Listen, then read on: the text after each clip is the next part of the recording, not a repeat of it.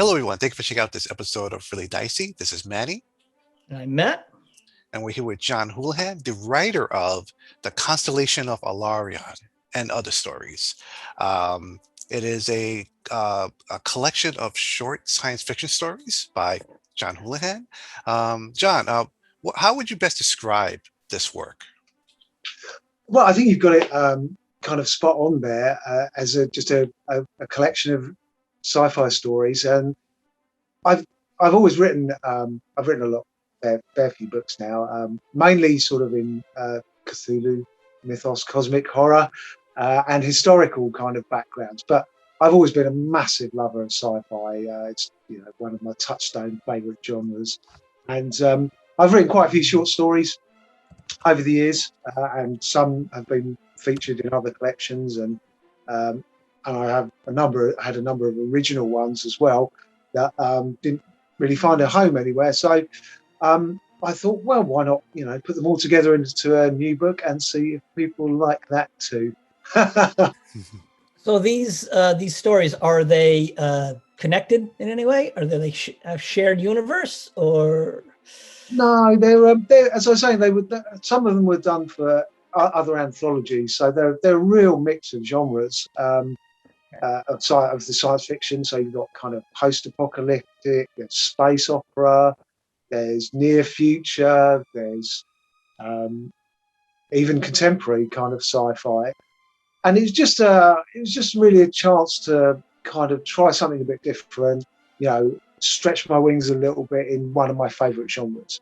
As I say, I love reading sci-fi. It's always been one of my favourite books to read, favourite genres to read, and working in it is just it's a little bit different. It's a little bit different from doing historical fantasy and cosmic horror, but nevertheless a real fun challenge to kind of try and produce stuff that I would want to read myself, I suppose, and just try.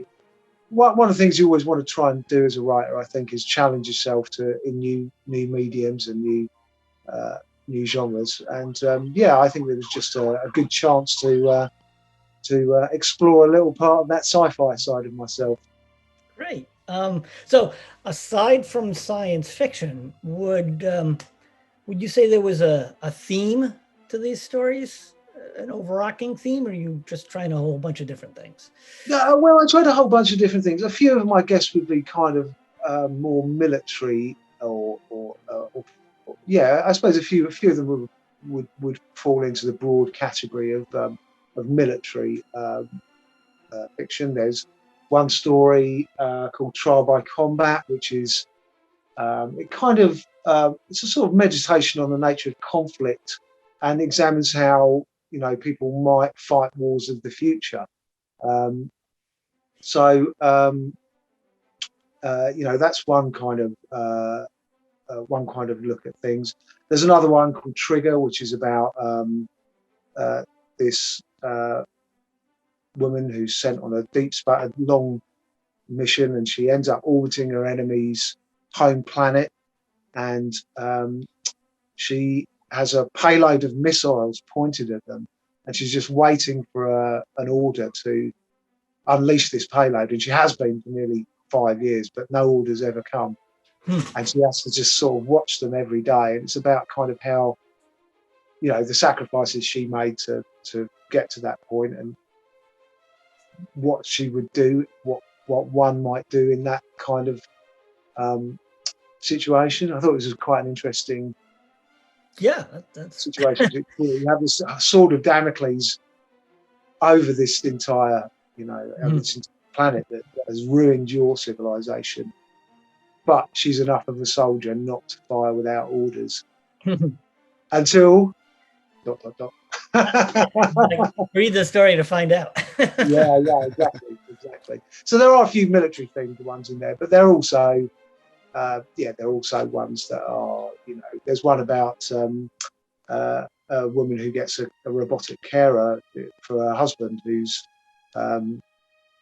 quite old and suffers, which I think is one of the things that we all have to confront eventually. And And she thinks it's going to be a real release for her, free her up to do her own life. But actually, she finds that it's not quite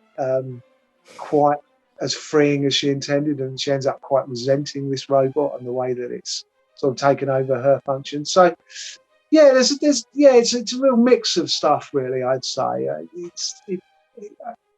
I mean, maybe one day I will do one that's kind of themed, but it was quite important for me to kind of try my hand at a few different things, I suppose. Cool. Good. Good. I have a question about that. So one of the most interesting things about your book is that at the end, Bomber Command is a play. Yes, Can you tell us about that? Like I find it fascinating that you add usually a compilation, short story compilations, or just short stories, but you have a play at the end. Can you tell us about that? yeah. Again, that was just a sort of born of a sort of uh, uh, a need to experiment. Really, I wanted to. I've always found writing speech really not easy, but I would say that I'm okay at it. It's one of the things. Sometimes you can slog through paragraphs trying to describe stuff. You really have to work at it. But with speech, if you get a good idea of the characters, it really it can really ping for me, and I tend to write it quite fast. So I thought it would be really interesting to do from that point of view and try it in this different medium. But also, I thought, being a writer is very lonely without wanting people to have the world's tiniest violin. It's a very lonely process in terms of, you're sat there in front of a screen every day, and you just, slowly chip it out of the great big block of marble that is the story.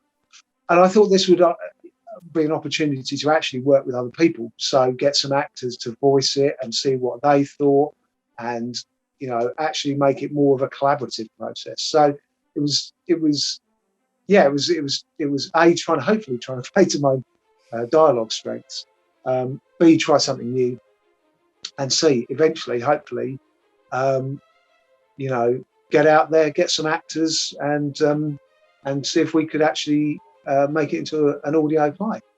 And if you're out there, actors, give it a read and give me a shout.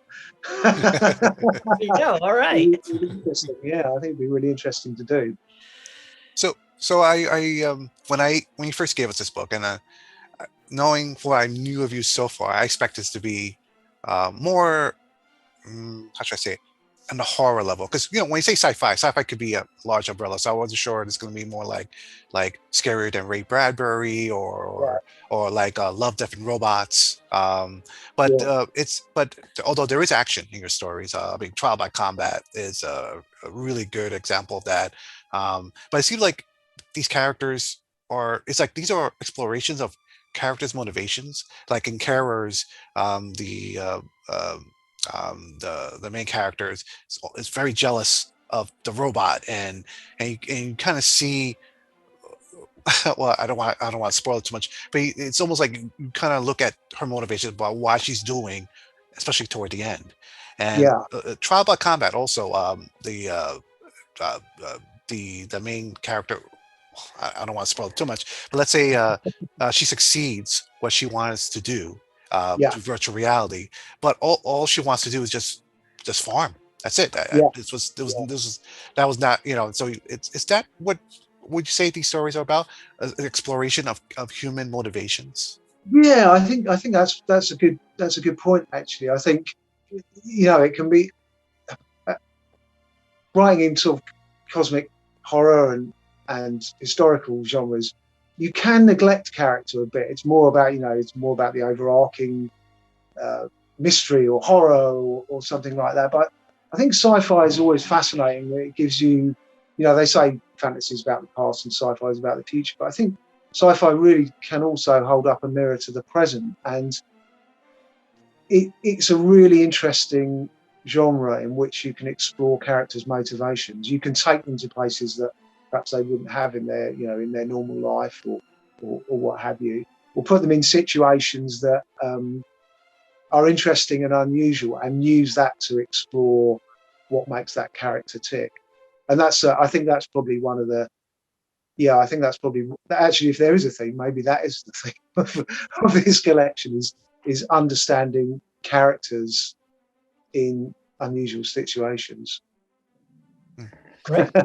Good. Good. We found the theme. Okay. Good job. Thanks, you brought that out, gentlemen. That's great. And there are 9 stories, including the play, in Yeah, this that's book. It's hard to choose between your children, but is right. there a Indeed. certain story would you recommend to anyone that's very curious about your works? Well, I'd say probably the one I had the most fun writing was something called Most Exalted, which is about this guy who's the apparent hero of a conflict and overthrew this hated dictator, slew him on the steps of his own throne, and ushered in a time of peace and prosperity for everyone. But actually, he's now in a nursing home, and he's again, it's difficult to say without spoilers, of course. But again, he's seems to have rejected all that hero stuff, and he's quite a malevolent, evil old sod, shall we say? And and he goes around being quite unpleasant to people, and the motivation for that ultimately you discover, of course, and then a series of suspicious deaths start to start to happen in this veteran's home. And I think probably that one, just because it was really fun to write, and it's a bit of a mystery, and it's also it's kind of black humor as well. So, they always say, and I find this definitely, that villains are much more fun to write than heroes.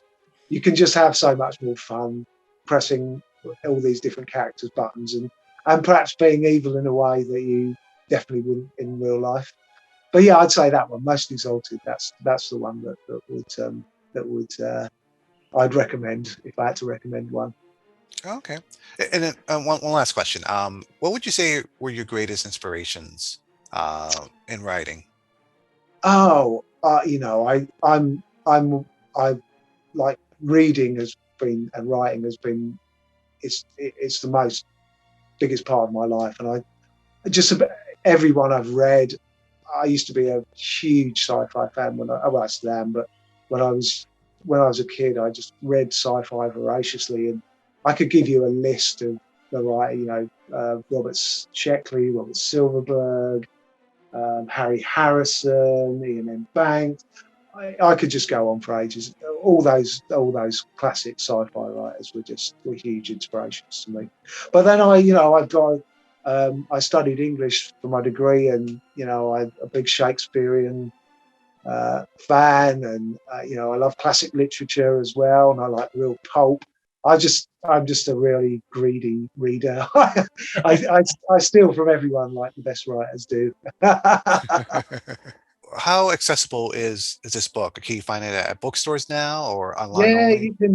Well, it just released yesterday. You can find it on Amazon, or you can find it on Drive Through RPG, Drive Through Fiction, in paperback and e-versions. It's on Smashwords.